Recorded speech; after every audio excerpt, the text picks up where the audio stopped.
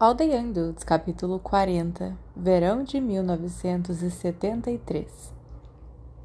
Sábado, 30 de junho de 1973.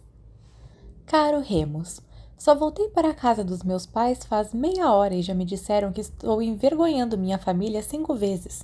5! 3 dessas vezes nem foram de pessoas vivas. Os retratos de nossos ancestrais decidiram gritar também. Acho que vou começar a pendurar as minhas coisas da Grifinória na parede agora. Espero que você tenha chegado bem em casa. Sirius ou Black? Caro Sirius, sua coruja chegou antes mesmo de eu voltar. Tivemos que pegar 2 metrôs e um ônibus. Demorou muito. Sinto muito pelas coisas sobre sua família. Tome cuidado. Queria que todos nós estivéssemos de volta à escola. Remus. Sexta-feira, 13 de junho de 1973. Caro Mooney, venha nos visitar em breve. Eu e Peter vamos morrer de tédio. Não mande nenhuma coruja para Sirius. A mãe dele interceptou a minha e devolveu todas as cartas com maldições anexadas. Felizmente, papai percebeu antes que tivéssemos qualquer problema, mas que inferno! Posso tentar entrar em contato com a prima dele, Andrômeda, para ver como ela manda o correio. Eu acho que é do jeito trouxa, mas por Godric, como devíamos entender isso? Eu nem abri meus livros de estudos trouxas ainda. Me avisa se você puder vir visitar. Lembre-se que mamãe disse que pode vir a qualquer hora. Podemos falar com a sua diretora e Madame Pomfrey, ou o ministro da magia se for preciso. James. Caro James, eu sei como o correio funciona, mas eu teria que roubar alguns selos e eu não sei qual é o endereço de Sirius. Eu perguntei a Pomfrey depois da última lua. Ela disse que não. Ela disse que o mundo mágico é muito perigoso para mim. Eu não sei se ela quis dizer que eu sou o perigo. Desculpe, cara. Mooney. Domingo, 5 de agosto de 1973. Caro Mooney. Então, você não vai acreditar no que aconteceu. Sério, a cerimônia estava pronta para começar. Eu estava com os meus horríveis robes verdes, com punhos de renda preta. Renda, Mooney. Tenta imaginar isso. Você teria pensado que eu estava parecendo um completo idiota. Regulus estava lá, minha mãe, meu pai e metade da família. Então entra Narcisa, vestindo algo que parecia pertencer à minha avó, e ela não parecia feliz. Então pensei, bem, é justo, não estou exatamente emocionado, mas então ela se levanta na frente de todo mundo e diz: temos que parar imediatamente. Então todo mundo para e a minha mãe percebe que está prestes a começar a cuspir maldições e meu tio está perguntando a Narcisa o que você acha que é uma brincadeira e Regulus está sorrindo para mim e Bellatrix está sorrindo também, só que ela parece um pouco mais louca do que Red. Então Narcisa sussurra algo para seus pais e minha tia literalmente desmaiou. Sem zoeira. E todo mundo está murmurando e sussurrando e a minha mãe não aguenta mais e exige saber o que está acontecendo. Então, Narcisa se levanta, olha nos olhos da minha mãe e fala: ela fez um voto perpétuo de se casar com Lucius Malfoy assim que terminasse seu NIEM.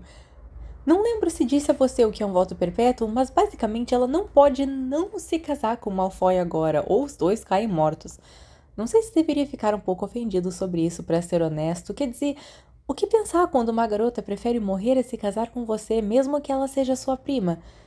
Bom, de qualquer forma, como você provavelmente pode imaginar, toda a família Black está em guerra. Ninguém está se falando porque algumas maldições acabaram sendo lançadas entre meu pai e meu tio. Eu não posso acreditar em Narcisa. Sério, eu cheguei perto de gostar dela por um segundo antes de me lembrar que ela ainda é uma Black e uma Sonserina e ela quer se casar com o Lucius nojento Malfoy de todas as pessoas. Mas parece que me safei dessa.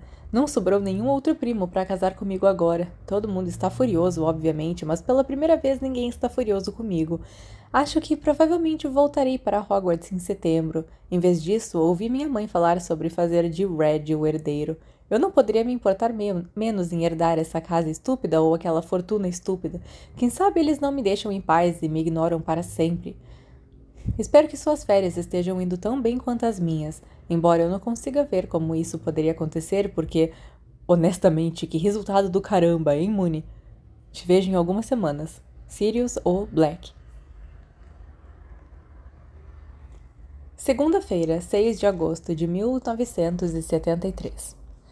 Caro Mooney, aposto que Sirius já te contou a novidade, mas caso ele não tenha, o noivado foi cancelado. Você estava certo no final das contas, tudo se resumia a Narcisa. Que habilidade misteriosa você tem aí, Remo, velho amigo. Não tá a fim de me dar umas dicas no próximo bolão na Copa Mundial de Quadribol no ano que vem, não? Meu verão aqui completamente sozinho está sendo bem chato. A família de Peter foi para a França visitar alguns parentes e não tem ninguém para me ajudar a praticar meus lances. Espero que o seu não esteja sendo tão ruim. Eu pensei que talvez você pudesse pedir a Madame Pomfrey te trazer para o Breco Diagonal em agosto, ou talvez a gente te busque e depois te leve de volta. Mamãe fica perguntando por você. Ela adoraria te ver de novo.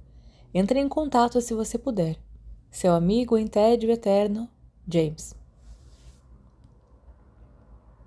Segunda-feira, 13 de agosto de 1973. Cartão postal com a Torre Eiffel na primavera. Caro Remus, bonjour e tudo mais de Paris. Espero que suas férias estejam boas. Queria que vocês estivessem aqui. Peter. Remus respondeu a cada uma dessas cartas com vigor, muito mais do que no ano anterior. Os marotos tinham visto o suficiente de sua caligrafia para saber como era garranchuda e ele não achou que se importariam com alguns erros de escrita. Disse a James que sentia muito, mas que não poderia ir ao beco diagonal. Madame Pomfrey disse que também não era seguro, mas não explicou o porquê. E parabenizou Sirius por sua solteirice conquistada, mas não contou a ele. Remus tinha algo a ver com isso. Seria como se gabar e não queria que Sirius sentisse que lhe devia alguma coisa. O verão de Remus foi tão chato quanto o de James e Sirius, mas com mais propósitos do que qualquer verão anterior. Madame Pomfrey foi fiel à sua palavra e chegou na noite anterior e na manhã após cada lua cheia. Dessa forma, ele passou menos tempo coberto de bandagens e teve mais tempo para ler e planejar o ano que viria. Quando seus livros e os itens de segunda mão de Hogwarts chegaram, cortesia de Dumbledore, Remus ficou ansioso em poder começar sua leitura. A aritmancia era muito difícil, mas o desafio era empolgante, e o trato das criaturas mágicas era totalmente cativante, mesmo que só por causa das fantásticas ilustrações coloridas. Até mesmo a diretora comentou, com certa desconfiança, que Remus havia mudado muito depois de 2 anos naquela escola. É bom ver que você está se mantendo fora de problemas, ela disse uma manhã, quando o encontrou sentado no fundo do jardim, lendo um livro pesado usando sua folha mágica de acetato. Na hora, Remus simplesmente olhou para ela e sorriu benignamente. É claro que ela não tinha ideia de que antes do fim do verão ele cometeria seu primeiro crime grave. Remus tinha sido atormentado por um problema em particular e não tinha certeza da melhor forma de superá-lo. Dinheiro. Ele não tinha nenhum. Trouxa ou bruxo. Remus era tão pobre quanto se poderia ser. Isso nunca importou muito, afinal, St. Edmund supria suas necessidades básicas e Hogwarts dava a ele todo o resto. Mas... Ele gostaria, no mínimo, de retribuir a generosidade que seus amigos lhe mostraram. Eles o compraram incontáveis doces e presentes. Sirius deu a ele a habilidade de ler, pelo amor de Deus, e Lily sozinha salvou seu verão.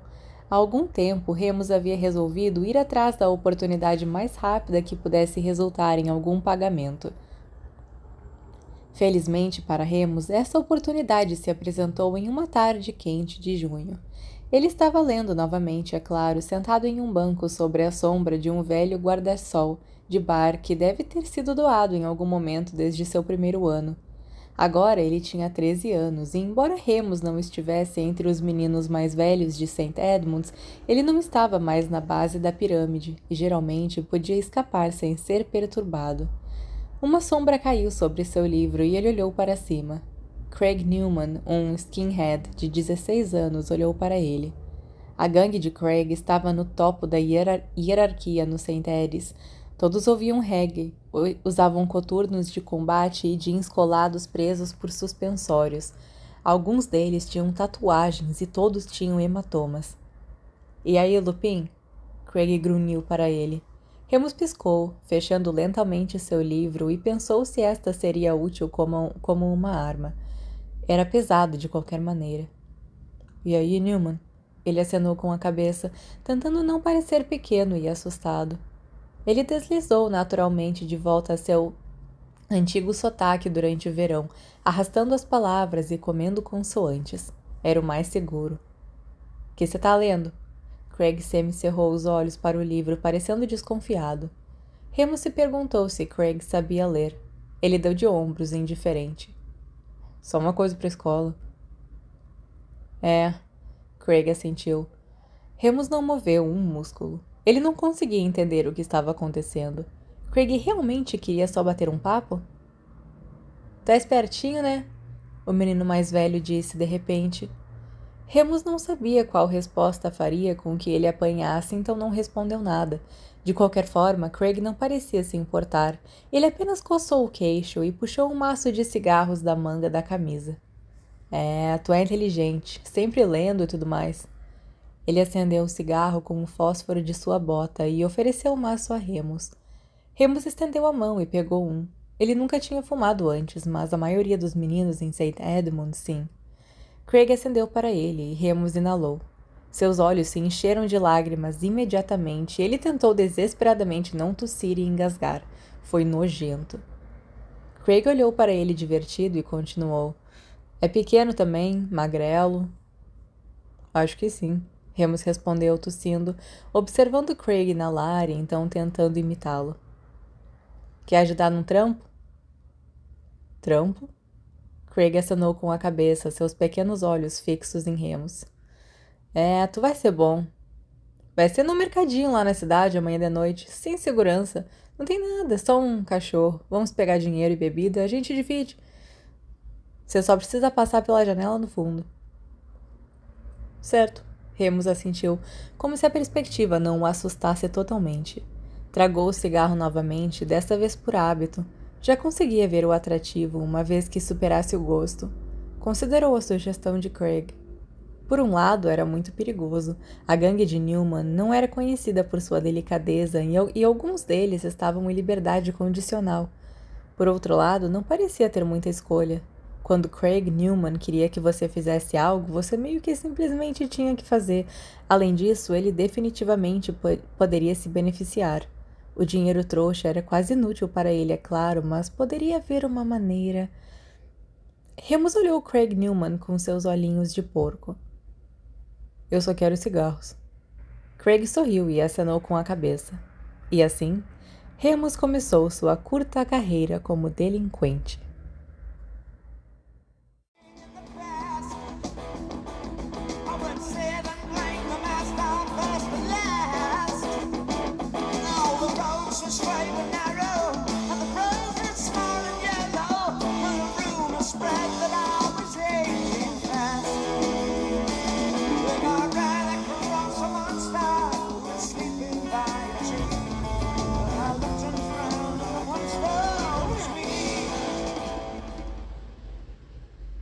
All the Young Dudes, capítulo 41, terceiro ano. Em casa novamente.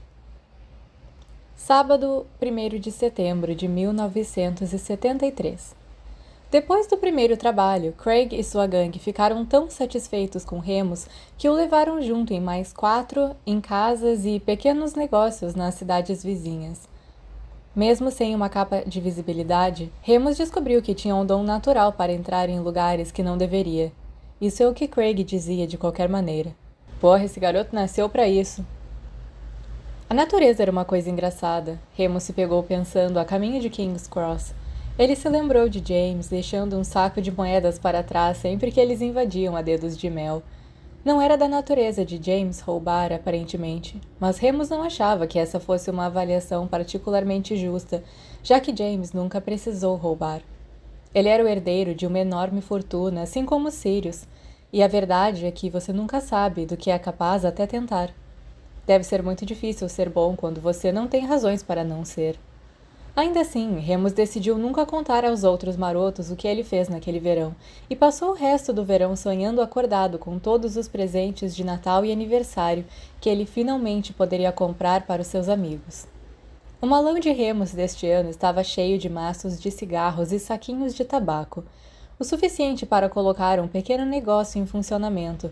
Se ele fosse esperto o suficiente, poderia se livrar da maior parte antes do Natal. Eles tinham autorização para ir a Hogsmeade este ano, e a diretora assinou sua permissão sem problemas. Até mesmo Madame Pomfrey pensava que provavelmente era seguro o suficiente para ele ir.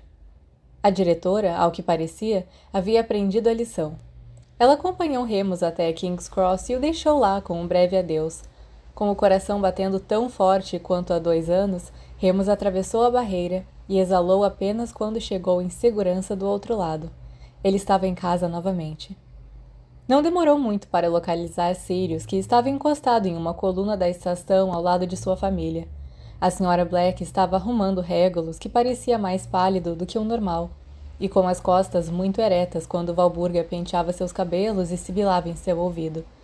Ela estava obviamente ignorando seu filho mais velho, cujo cabelo parecia deliberadamente bagunçado e cujas vestes estavam artisticamente amarrotadas e fora do lugar. Remus achou melhor não se aproximar.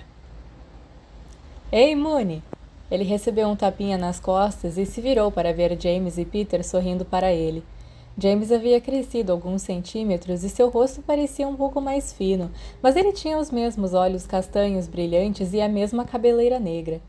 Peter estava igual, embora parecesse estar se recuperando de uma queimadura de sol bastante dolorosa. Oi, Remus sorriu de volta para eles, seu coração pulando de excitação. Tudo estava exatamente como deveria ser.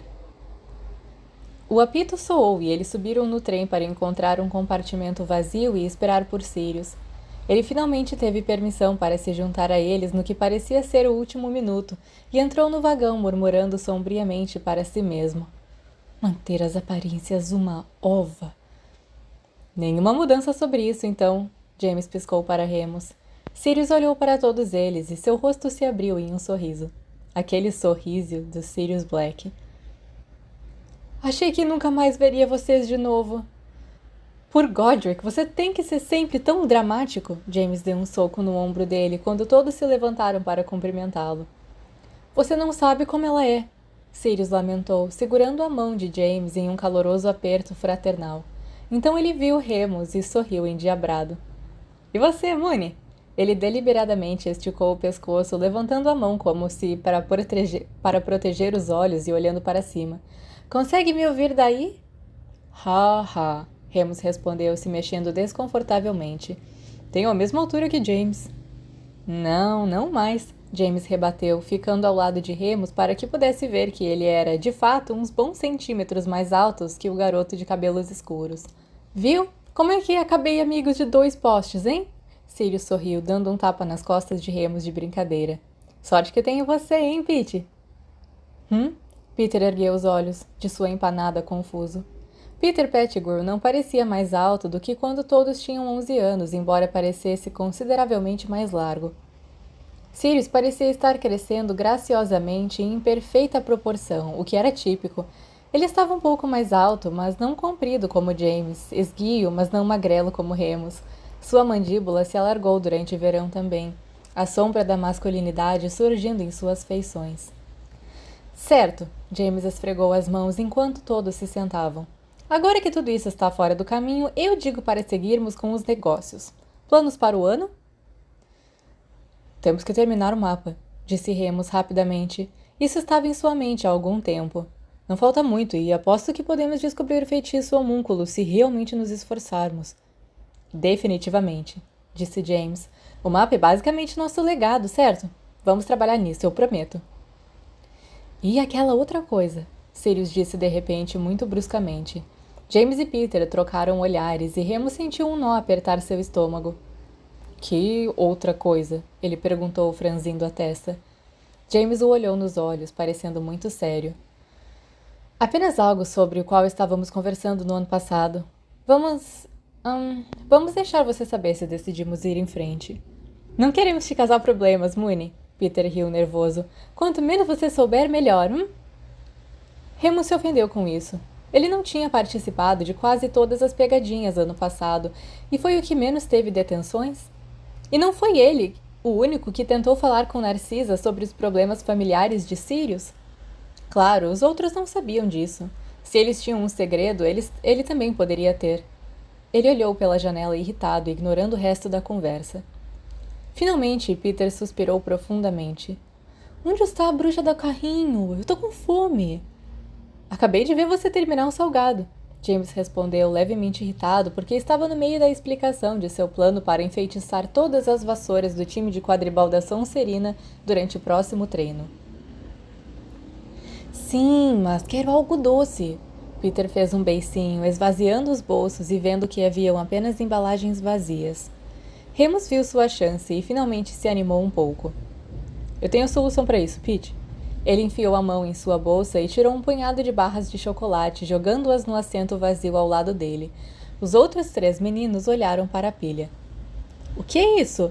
Sirius pegou uma barra de chocolate Mars, parecendo desconfiado. Chocolate trouxa, Remus disse. Eles são bons, vá em frente, eles não mordem. Peter já havia desembrulhado e mordido um, Milky Way, e estava sorrindo encorajadamente para os outros. Remus escolheu um pacote de Maltesers para si, recostando-se com satisfação ao perceber que, pela primeira vez, fora ele quem havia trago os lanches para o trem. Remus percebeu que eles estavam sentados mais longe da mesa dos professores quando tomaram seus lugares para o banquete.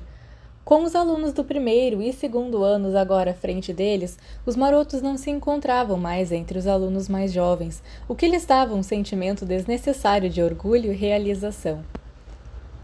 Você está fazendo runas, não é, Remus? Lily perguntou, sentando-se ao lado dele. Ela havia cortado o cabelo durante o verão e tinha uma franjinha fina que a fazia se parecer um pouco com Jane Asher. Ele assinou com a cabeça. Moon está nos abandonando. Sirius lamentou comicamente, fingindo cair do ombro de James, soluçando inconsolavelmente. Calma, calma, James deu um tapinha nas costas do amigo solenemente. Espero que você esteja feliz, Remus, ele repreendeu. Tudo bem, você está indo na direção de coisas maiores, melhores, mas pense em nós, pessoas inferiores, que você está deixando para trás.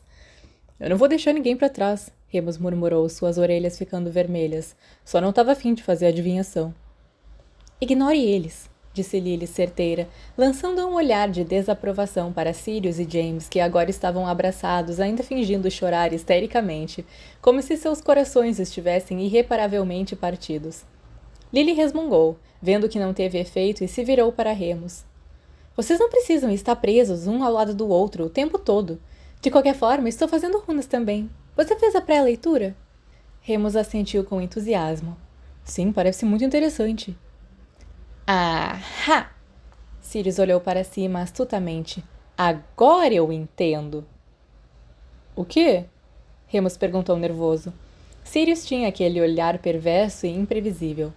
Eu acho que não tem nada a ver com o avanço de sua carreira acadêmica. Ele coçou o queixo sabiamente. Eu acho que nosso querido Remune foi atraído para longe da nossa aula favorita pelo sexo oposto. Cala a boca!